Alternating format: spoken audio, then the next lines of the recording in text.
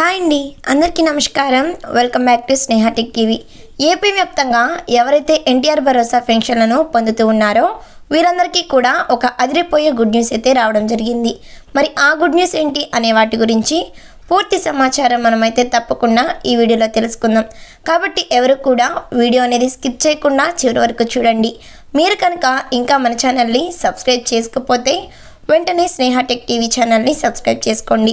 ఇక మనం లేట్ చేయకుండా వీడియోలోకి వచ్చినట్లయితే ఎన్టీఆర్ భరోసా పథకం కింద డిసెంబర్కు సంబంధించిన సామాజిక పెన్షన్లను జిల్లా వ్యాప్తంగా శనివారం పంపిణీ చేయనున్నారు.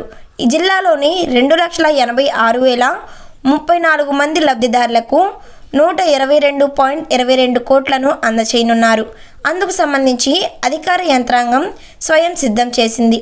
జిల్లాల్లోని అన్ని ప్రాంతాల్లో ఉన్న సచివాలయాల సిబ్బంది ఉదయం 6 గంటలకే ప్రారంభించనున్నారు.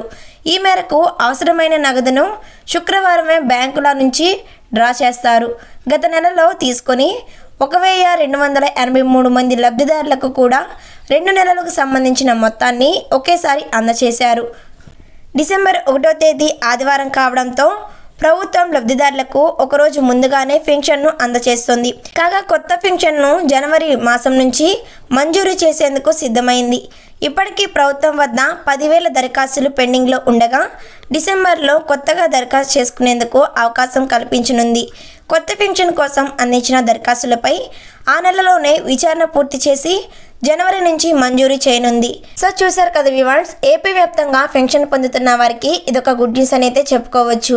మనకు డిసెంబర్ 1వ తేదీన ఆదివారం కావడంతో మనకు నవంబర్ 30వ తేదీన అనగా ఈ రోజే పెన్షన్ పంపిణీ అనేది చేయడం జరుగుతుంది.